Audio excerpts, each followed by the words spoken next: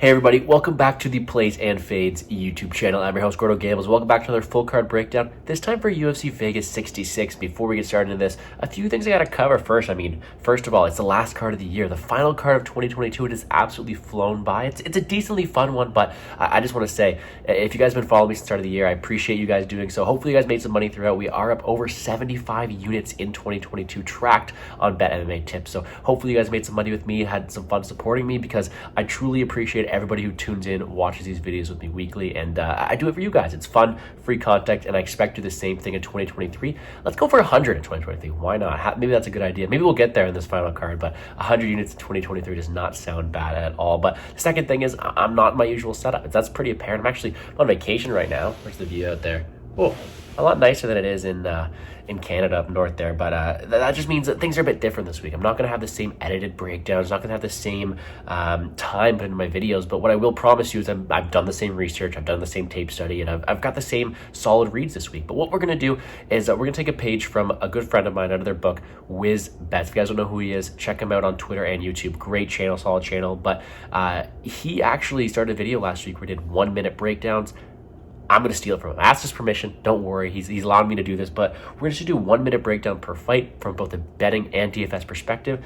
That way, I don't have to spend as much time editing it. Hopefully you guys forgive me because it is the holiday season, right? And we can get back to those same same breakdowns and DFS videos in the 2023 year. But I also brings in a new thing in that new year as well. I'll also be putting out more content, whether that be written breakdowns with a special company I signed with, announcement coming soon, or these same videos I do weekly. So don't worry. The old format's not going anywhere. We're just stealing a page out of Mr. WizzBets books with a 1-minute breakdown. So I say we don't waste any more time. 14 fights to cover. Let's get into it. First fight of the night, we have Sergey Morozov, 18-5 versus Journey Newsom, 10-3. This is a fun fight, and we do have ourselves a pretty inflated favorite here in Morozov. I get it. I think the price tag is definitely justified because he does have more paths to victory to win this fight. This is more of a fight that he would be losing instead of one that Journey Newsom could win. I think in terms of skill, whether it be striking, grappling, pressure, aggressiveness, Sergey Morozov has it all. The one question mark he does have is that chin, which makes Journey Newsom live at any point to catch him, even though I don't think it's going to happen. I think Sergey Morozov rose heel. I think he actually finishes inside the distance, whether that be through a sub, through some great back control, back takes. But I do think he's the better all-around fighter, and he's someone I will be rostering on DraftKings because he has finished upside in his own right, and also a pretty high floor. The one path to victory I'm giving to Journey Newsom is that knockout, which is not impossible, just not something I see happening at a very high clip. Give me Sergey Morozov decently rightly priced favorite this week. Next up, we got ourselves another -250 favorite, Manel Kopp, 17-6, David Dvorak, 20-4.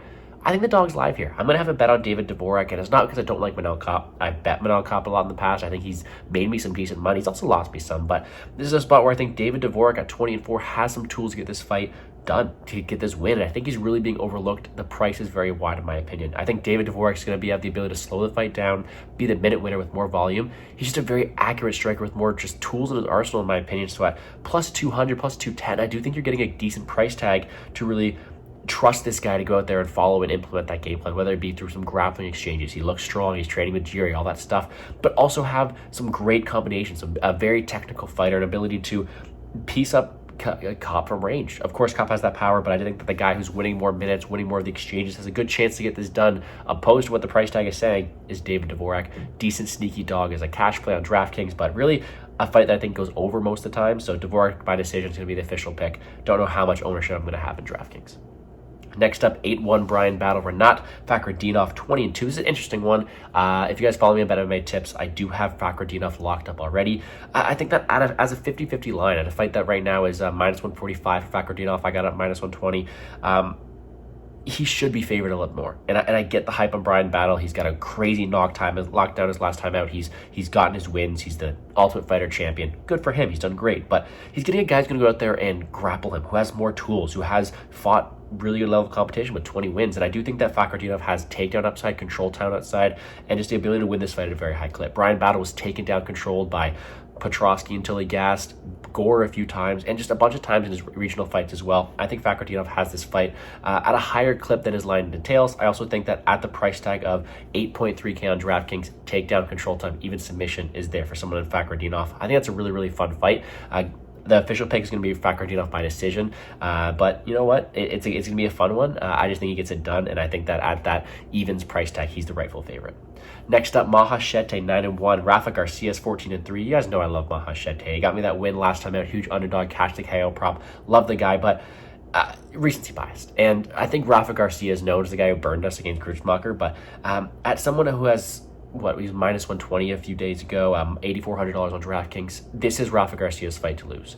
Mahashete is a guy with insane power, but he lacks just wrestling. He lacks volume. He lacks just minute winning ability, and it's not going to go well against Garcia because Garcia's never been knocked down in any of his UFC fights, and he's going to have the wrestling edge, the volume edge, and just the minute winning ability in this fight that Mahashete is lacking. I think this is Garcia's fight to lose, and he has all the tools to get it done. I think he gets it done pretty convincingly this weekend. He's one of my favorite betting lines, one of my favorite lines to bet this week, but also a guy who I think I'm going to get to on DraftKings because he has takedown upside, submission upside, and just if he wants to beat Mahashete here, I think he's got a pretty high floor in the first place as well. I think he's a decent option at 8.4K and at minus 130 on the money line. I like some Rafa Garcia this week.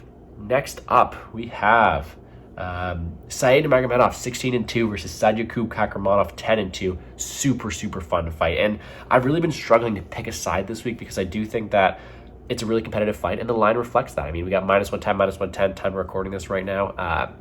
Should be a fun fight, and you have to believe that Said Magomedov is going to be the better striker, Sadykhub is the better grappler, and I think that has all the recipes to be a really fun fight. 50-50, I completely get the line, but gun to my head, I'm picking Sadykhub Kakhramonov, and I think that might be a bit different than a lot of other people this week. I don't know, I really haven't seen any videos since I'm on vacation, but I think Said Magomedov, with his spinning attacks, with his just volatility and fun style, leaves a lot of holes and a lot of things to be desired defensively. I think Kakhramonov can take advantage of that. Kakhramonov's relentless, good cardio, good pressure, great wrestling, and decent on the feet as well. So I think that the discrepancy on the mat and the wrestling is going to be higher than the discrepancy on the feet. I just think that I gun to my head, I'm going to take Kakhramonov to be the more reliable fighter, and on DraftKings at $8,000, takedown upside, control time upside, and win upside in my opinion. He's a decent option, a decent underdog technically at that $8,000 range, but we'll move on to the next fight. We have Julian Marquez 9-3, Deron Winn 7-3. No one let me bet Deron Winn again, please. The guy... I bet him last time, thought he had a live shot against Hayes, did not go well. He's getting another guy in Julian Marquez who he does have a path to victory against. There's no denying Winn could wrestle Marquez to a victory here, just the same way Patolo controlled him on the clinch, or Marquez has been taken down before, but it's so hard for you to trust someone, Deron Winn, who is probably in the wrong weight class, who's going to be completely undersized, and facing a guy in Marquez who's been decently durable and has packed a punch in his own right? So Winn, the guy who can't really defend strikes, this is a fight I'm really going to stay off of from a betting perspective. I think he's a decent dog on DraftKings because he has that upside of going out there and scoring takedown after takedown after takedown. I mean, he scored 14 against Arroyo. So although I don't trust Deron Winn, he's got the upside, he's got the DraftKings ceiling, and I do think that he has a path to victory if he's able to implement it. Next up, 18-5, Jake Matthews, 10-4, Matt Semmelsberger.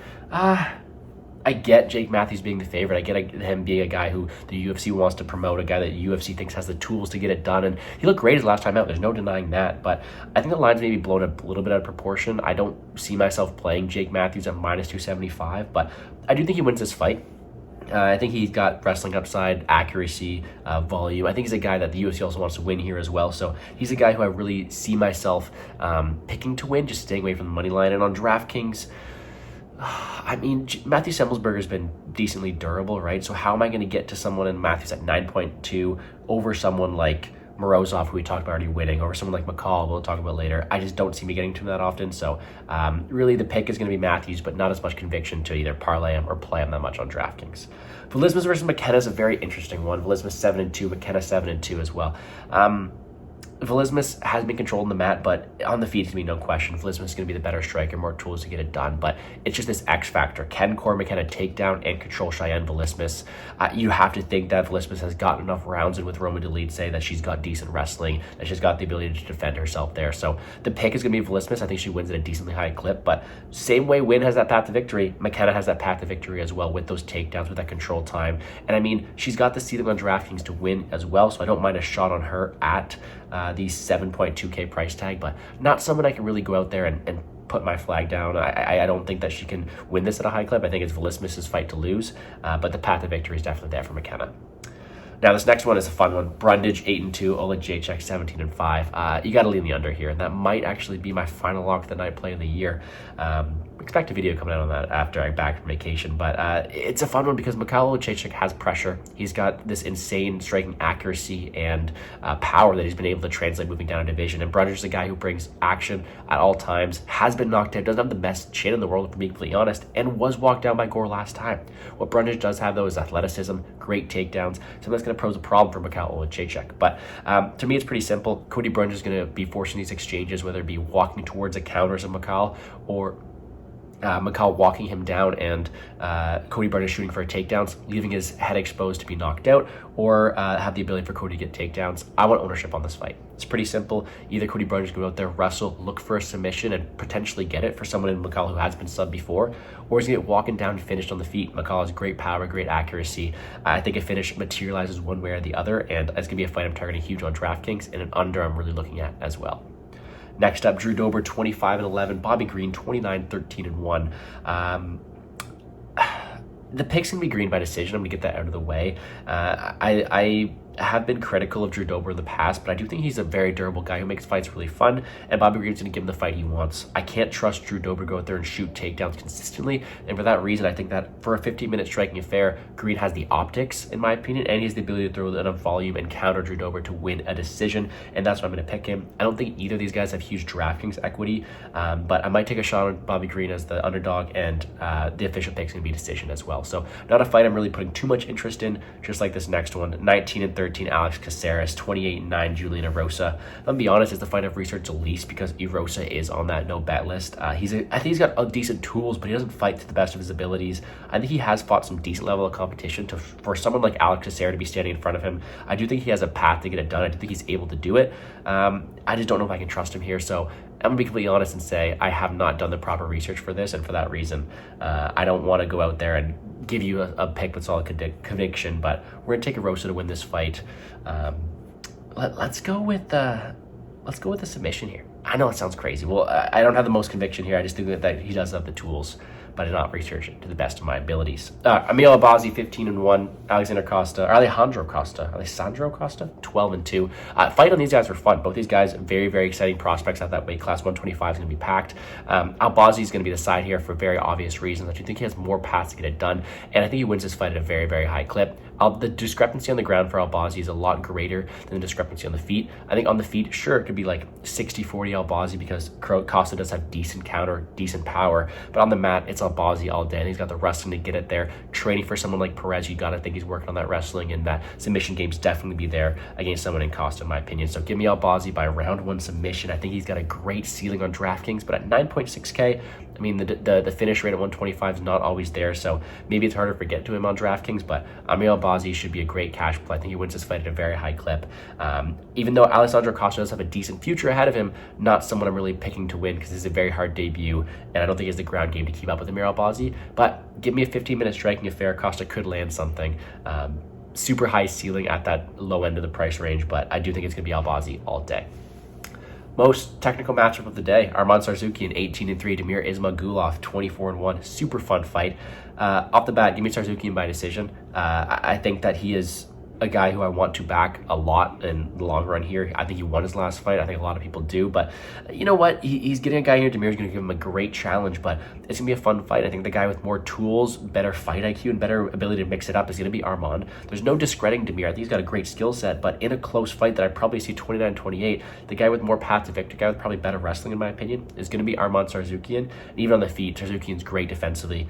Good opportunity to get this fight done here, in my opinion. Tsarzukian by decision is the official pick. And then Cannonier, Strickland.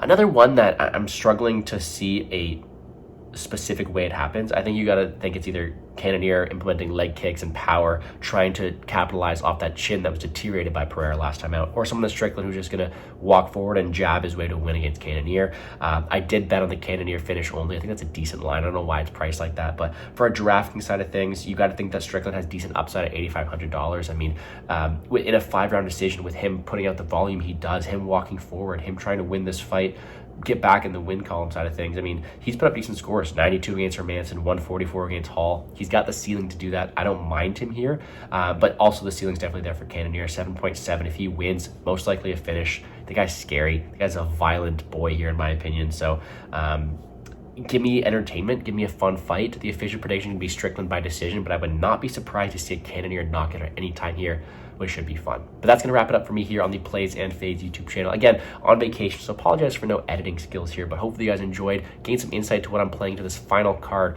of 2022. If you guys got any questions, message me on Twitter at GamblesGordo. I wish everybody the best of luck and a happy holiday season. Before you guys leave, though, my holiday present is just to wish you guys hit the like button down below, subscribe to the channel. Appreciate everybody for tuning in. Good luck this weekend, and let's make some money, guys.